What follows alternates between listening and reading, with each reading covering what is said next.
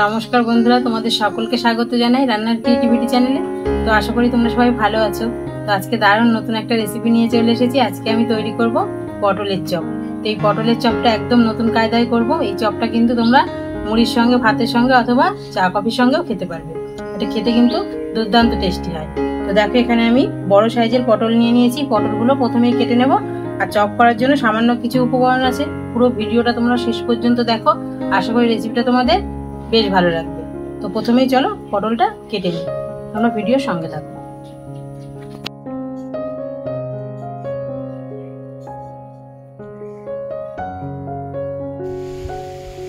তো পটলগুলো দেখো কত সুন্দর টাটকা পটল।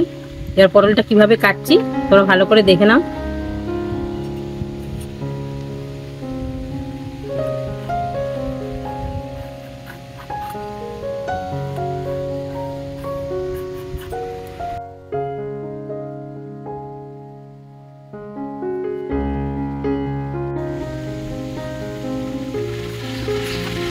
তো দেখো পটলটাকে এইভাবে আমি খোসা ছাড়িয়ে নিয়েছি। খোসা কিন্তু একটু থাকলে কিন্তু কোনো সমস্যা নেই। এবার মাঝখান থেকে চিড়ে নেব। দেখো মাঝখান থেকে চিড়ে নিয়েছি।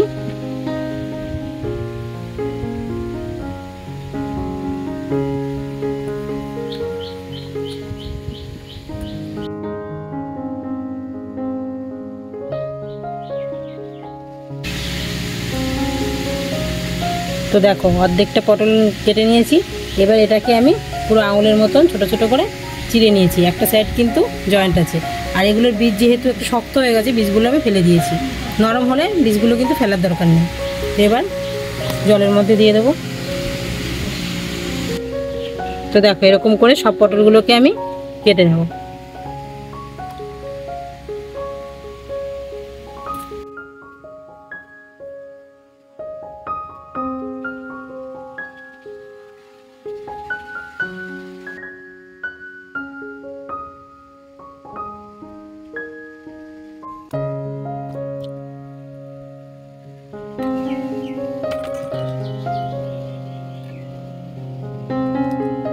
তো দেখো সব পটলগুলো ধুয়ে নিয়েছি।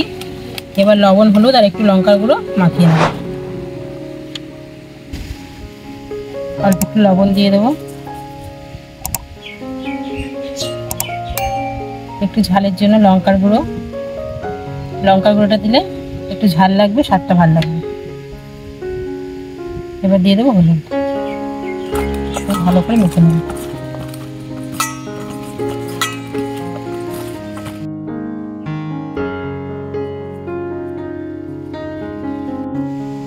তো দেখো পটলগুলো ভালো করে মেখে রেডি করে নিয়েছি। এবার আমি বেসনটা রেডি করে নেব। তো দেখো এখানে 150 গ্রাম বেসন আছে। বেসনটা দিয়ে দেবো। সঙ্গে একটু ময়দা দেব,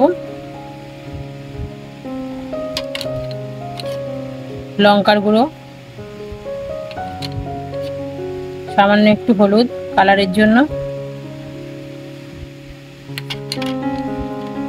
পরিমাণ মতন লবণ, একটু খাবার সোডা। তো দেখো এবার দিয়ে দেবো একটু কালো জিরে। আর কালো জিরেটা একটু ঘষে দেবো, তাতে ফ্লেভারটা ভালো হয়।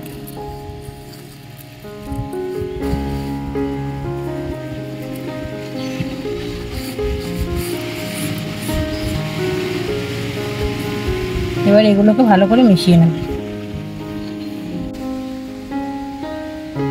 তো দেখো সবকিছু ভালো করে মিশিয়ে নিয়েছি। এবার জল দিয়ে গুলে নেব।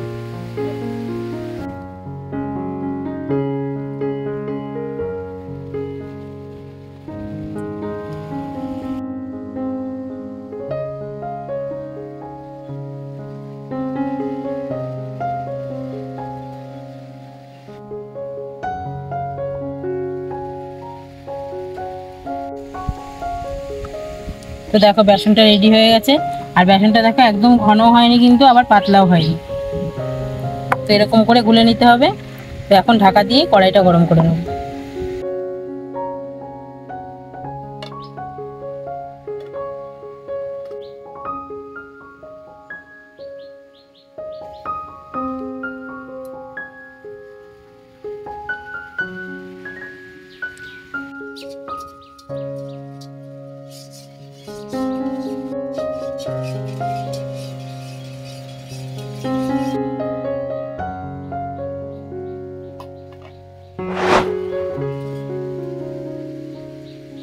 তো দেখো তেল গরম হয়ে গেছে, এখন বেসনটাকে আরেকটু নাড়িয়ে নেব।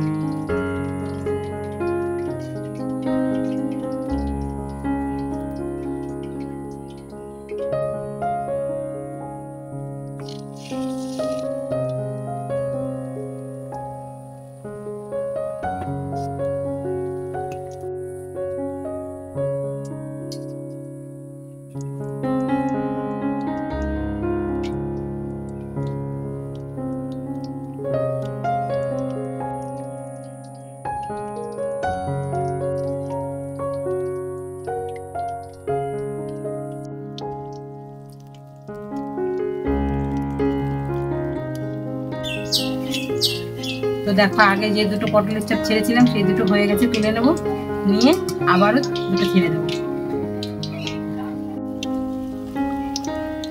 তো দেখো পটলের চপগুলো কি দারুণ লাগছে দেখতে, এটা দেখে কিন্তু কেউ বুঝতেই পারবে না যে পটলের চপ এটা।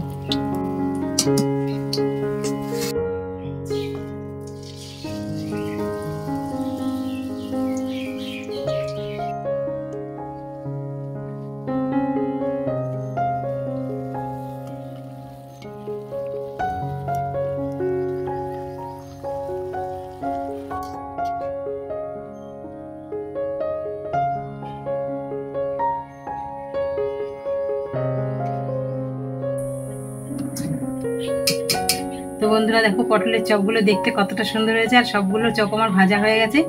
তো দেখো কতটা সুন্দর লাগছে পটলের চপগুলো।